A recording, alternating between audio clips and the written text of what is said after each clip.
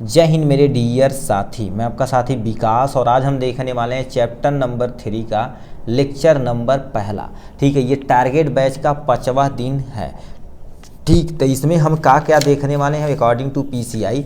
इसके पहले हम चैप्टर नंबर 1 को टारगेट बैच में 4 दिन के अंदर ख़त्म कर दिए, चैप्टर नंबर 1 और 2। 5वां दिन में हमने स्टार्ट किया है फार्मास्यूटिकल ऐड होता क्या है, इंट्रोडक्शन वीडियो इसका हम पूरा देखने वाले हैं। उसके बाद एक वीडियो कलरिंग एजेंट पे आएगा, एक वीडियो आपका यानी फ्लेवरिंग एजेंट पे आएगा, एक वीडियो स्वीटनिंग एजेंट पे आएगा, तब जाके हमारा फार्मास्यूटिकल ऐड पूरी तरह से ख़त्म हो जाएगा। तो इसमें हम आज बेसिक जानकारी फार्मास्यूटिकल ऐड के बारे में लेने वाले हैं, बेसिक जानकारी में। बट ये बहुत कंसेप्चुअल चीज़ें होने वाली, क्योंकि फार्मास्यूटिकल ऐड बहुत लोगों को सर समझ ही नहीं आता कैसे क्या होता है। बट आपको एकदम इजी तरीके से बताने की कोशिश करेंगे। एड्स यानी फार्मास्यूटिकल ऐड होता क्या है, तो पहले इस डिफिनेशन को समझिए, फिर बहुत सारे हम तरीके से आपको बताने की कोशिश करेंगे जिसके आपके माइंड में एकदम से इजी कॉन्सेप्ट बैठ जाएगा। अब आपको क्या लिख रखा, ध्यान से सुनिए।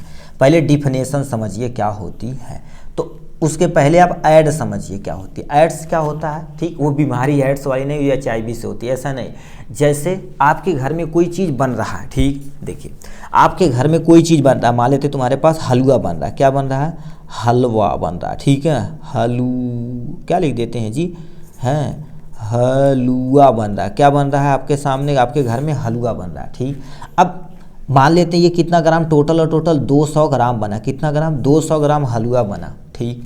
अब मान लेते हैं कोई और बहुत सारे लोग आ गए हैं जिससे खाने में दिक्कतें हो सकती हैं, बट इसके स्वाद में कोई परिवर्तन नहीं होना चाहिए। तो कोई ना कोई चीज़ इसमें एक ऐसा चीज़ ऐड कर दिया जाए, ठीक है, जिसमें कोई ऐसा चीज़ ऐड कर दिया जाए तो इसकी क्वांटिटी यानी 200 ग्राम से चाहे वो 500 ग्राम हो जाए, चाहे वो 400 ग्राम है, मतलब इनकी क्वांटिटी को हमें बढ़ा देना। तो ये जो मिलाया गया बाहर से ए फॉरेन चीज़, हमको नहीं पता ABC कुछ भी मिला दिया जाता, बट याद रखना हलवों की कोई प्रॉपर्टी चेंज नहीं होनी चाहिए।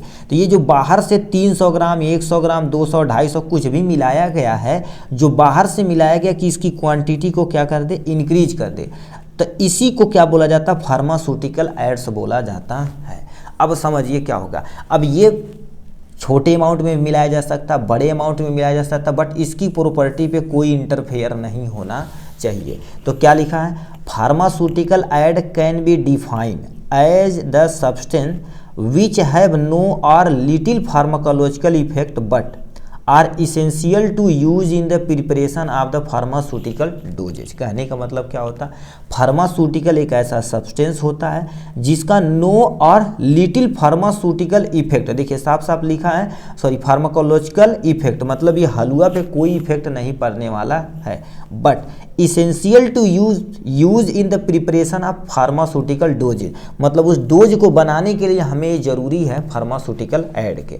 कहने का मतलब जैसे अब होता क्या, जैसे आप नींद की दवा सुने होंगे 0 पॉइंट कहते हैं 25 mg होता है, या 0 पॉइंट सुने होंगे 5 mg होता है। अब बताओ 5 यानी 2.5 यानी तुम्हारे पास 2.5 mg, मतलब इतना छोटा होगा, बट टैबलेट आप देखेंगे तो तुम्हारे पास लगभग इतना बड़ा होता है।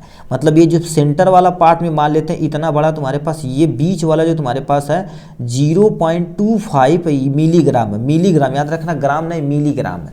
अब इतना छोटा रहेगा तो खाने में पेशेंट को थोड़ा सा अरे यार पैकेजिंग में दिक्कत हो जाएगी, ठीक है, और कहीं मान लेते गिर गया तो उसे खोजने में दिक्कत हो जाएगी, तो ऐसे बहुत सारी परेशानियां हो सकती हैं। तो इसमें कोई ना कोई चीज़, एक ऐसा चीज़ मिलाया जाए, ठीक है। ये बाहर का जो हमारे पास व्हाइट कलर दिख रहा हुआ जिसे हमने ऐसे किया हुआ है, तो ये जो बाहर से ऐड किया गया इसी को फार्मास्यूटिकल एड्स बोलते हैं।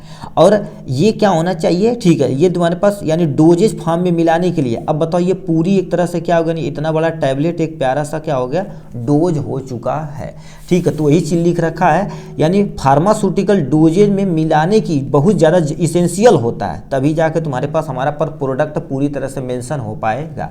तो जो मिलाया जाता है अलग से उसी को फार्मास्यूटिकल एड्स बोला जाता है, ठीक। तो आशा करते हैं आप डिफिनेशन समझ में आ गई होगी।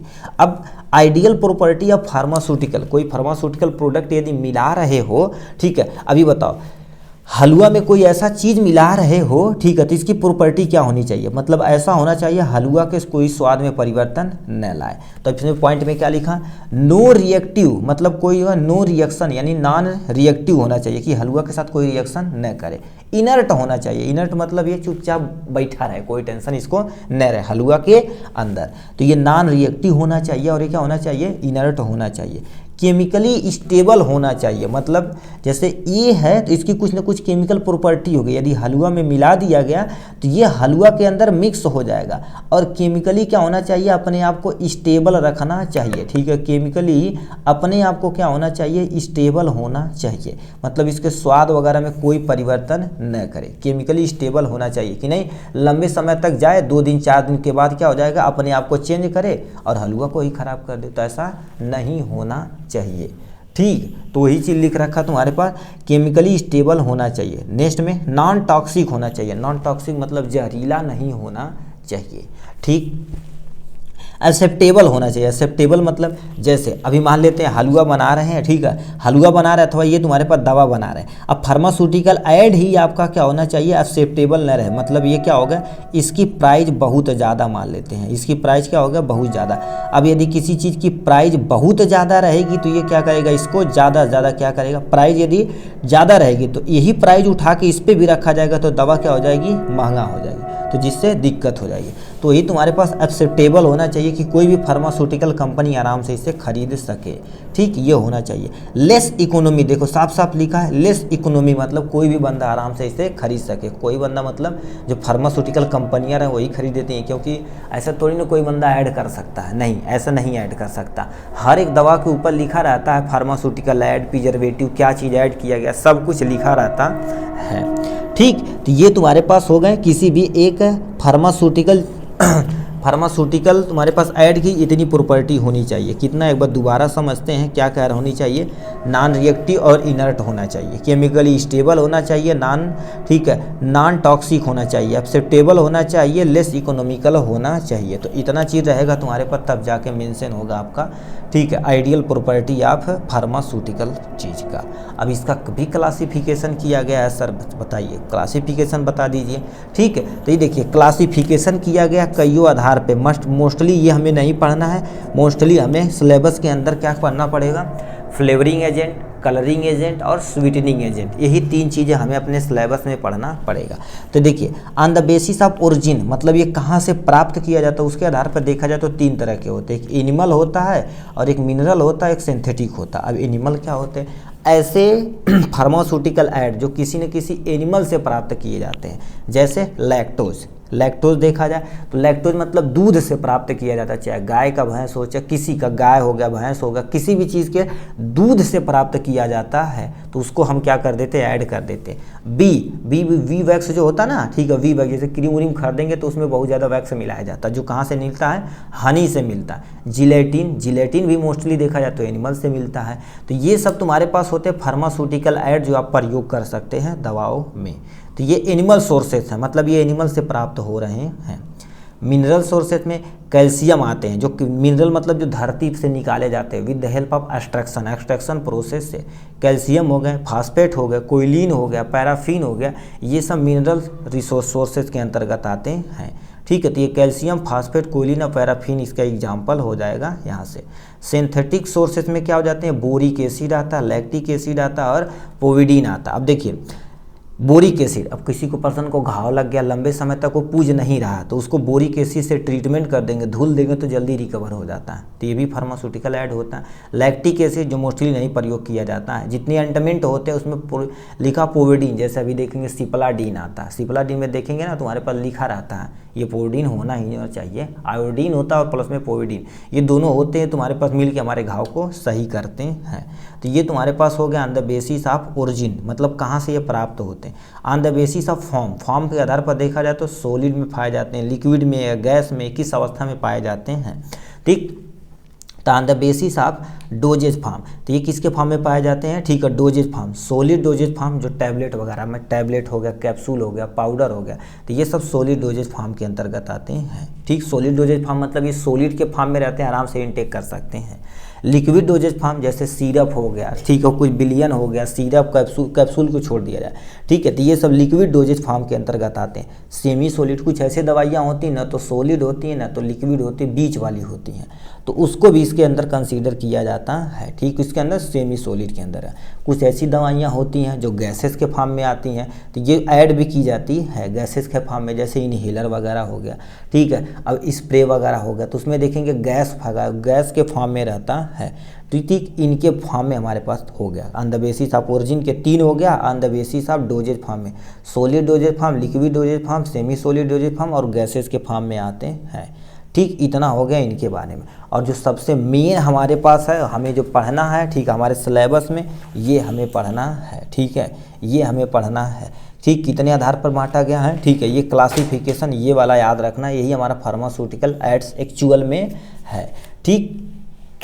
अब इसको हम देखते हैं, फिर एक एक वीडियो में इसको देखेंगे, कलरिंग एजेंट, स्वीटनिंग एजेंट और इन सब के बारे में। अब देखिए क्लासिफिकेशन किया गया, कलरिंग एजेंट क्या होता है, कलरिंग एजेंट क्या होता है, ऐसे एजेंट जो क्या हो जाते हैं किसी दवा को कलर प्रोवाइड करते हैं। देखेंगे पहले ज़माना में देखेंगे दवाइयाँ जो आती थी ज़्यादा कलरफुल नहीं होती, अब देखेंगे अलग अलग कलर में दवाइयाँ आती हैं, क्योंकि कलरिंग एजेंट ज़्यादा प्रयोग किया जाता है। अब देखिए कोई चीज़ जितना अच्छा कलर रहेगा, ठीक है, पिंक कलर हो गया, वाइट कलर हो गया, ब्लू कलर हो गया, ठीक है, बैगनी कलर, अंबर कलर, ऐसे सब जो कलरिंग एजेंट होते हैं जो दवाइयों को कलर प्रोवाइड करते हैं, तो ये दिया जाता है। अब जितना ज़्यादा कलर रहेगा, ठीक है, जो लड़कियों का फेवरेट पिंक कलर है, तो वो जितना ज़्यादा कलरिंग यूज किया जाएगा उतना सूटेबल से सूटेबल आप बंदा यूज करेगा। फ्लेवरिंग एजेंट, अब देखेंगे बहुत सारी दवाइयाँ होती है अलग अलग फ्लेवर में आती है। अभी सिरप उरप आता है ना, तो देखेंगे अलग अलग फ्लेवर में आता है। पहले हम सब लोग को बुखार जब होता था भाई, तो खतरनाक दवाइयाँ दी जाती थी, और उस समय हम सब लोग दवाइयाँ कूच के खाते थे। जैसे अभी घोट जाते थे ना, तब उस समय तड़तड़ाक खाते थे, तो मम्मी चीनी ली रहती थी चम्मच में, तो पहले दवाई खिलाती थी, फिर चम्मच से चीनी उसका पानी पीटा जाता था, ठीक है। तो यानी फ्लेवरिंग एजेंट मतलब अलग अलग फ्लेवर में प्रयोग किया जाता है। देखेंगे स्मेल टाइम में, जैसे बुखार उखार वाला गांव में देते थे, छोटे होते कोई बंगाली रहता था कि मतलब छोटे मेडिकल स्टोर भी नहीं रहते थे, कोई जो थोड़ा सा पढ़ा वाला रहता था दवाइयाँ रखता था, सुई लगा देता था, ठीक है। तो वो सब क्या कर देते थे बहुत ज़्यादा, ठीक है, फ्लेवर नहीं, एक बार बुखार उखार का दवा खाए पूरा दिन में मुँह खराब लगता था, तो फ्लेवर नहीं था। अब इस टाइम तो बहुत सारे फ्लेवर में हमारे पास, अभी सिरप उरप खाने जाएँ तो कहिए भाई किस फ्लेवर में, लीची, पाइनएप्पल, बनाना या क्या पान एप्पल, कौन सा यानी चाहिए, सबका फ्लेवर उठा के दे देंगे। स्वीटनिंग एजेंट मतलब कुछ ऐसे एजेंट होते हैं जो स्वीट, कुछ मीठा, दवाइयों को मीठा बना देते हैं, जो बच्चों के लिए सबसे ज़्यादा सूटेबल होता है। क्योंकि बच्चे देखो, अब कड़वी दवाइयाँ रहेंगी तो बच्चे खाएंगे नहीं, तो उसमें लिए स्वीटनिंग एजेंट मिला दिया जाता है। क्या मिला देता है? स्वीटनिंग एजेंट मिला दिया जाता है, जो ज़्यादा क्या हो जाता है, कड़वाहट को ख़त्म कर देता है। जो अनप्लेसेंट टेस्ट रहता, थोड़ा सा कड़वाहट टेस्ट रहता, तो फ्लेवरिंग, स्वीटनिंग सब मिला उला के बढ़िया तरीके से दवाई बना दी जाती है, ठीक। तो इतना तुम्हारे पास हो गया agent, colouring agent, flavouring agent और स्वीटनिंग एजेंट। तो हमने पूरा बेसिक लेवल पे क्या देखा, फार्मास्यूटिकल एड्स क्या होता है, डिफिनेशन देखा, इसकी आइडियल प्रॉपर्टी देखी, इसका क्लासिफिकेशन आपको ये याद नहीं रहेगा तो कोई टेंशन नहीं, बट एग्ज़ाम में आप ये वाला क्लासिफिकेशन ज़रूर से ज़रूर लिखिएगा, ये वाला, ठीक है। ये लिखेंगे तो आप ही के लिए सूटेबल होगा। उसके बाद आपका प्यारा छोटा वीडियो आएगा कलरिंग एजेंट के बारे में। छोटा इसलिए बनाते हैं क्योंकि आपके पास टाइम नहीं रहेगा कोई 1.5-2 घंटा का वीडियो देखें, ठीक है। हम सब लोग भी पहले पढ़ते थे, ऐसा नहीं हम सब फार्मेसी नहीं किए हैं। फार्मेसी जब करते थे तो छोटा वीडियो रहे, समझ में आए कॉन्सेप्ट। देखिए थोड़ा रोज़ पढ़ेंगे ना, बट कि नहीं आज हम 5 घंटा पढ़ के वो राजा बन जाएंगे, नहीं, थोड़ा देर पढ़िए बट कॉन्सेप्ट क्लियर होना चाहिए। तो हमारा वीडियो एक रहेगा कलरिंग एजेंट पे, नेक्स्ट पे आपका फ्लेवरिंग एजेंट पे, और नेक्स्ट हो जाएगा तुम्हारे पास किसके बारे में, स्वीटनिंग एजेंट के बारे में। उसके बाद प्रिजर्वेटिव के बारे में चैप्टर नंबर 3 भी आपका क्या हो जाएगी, एंडिंग हो जाएगी, ठीक। चलिए आज के लिए बस इतना ही, फिर मिलेंगे नेक्स्ट वीडियो में नेक्स्ट टॉपिक के साथ। तब तक के लिए बाय बाय, टेक केयर।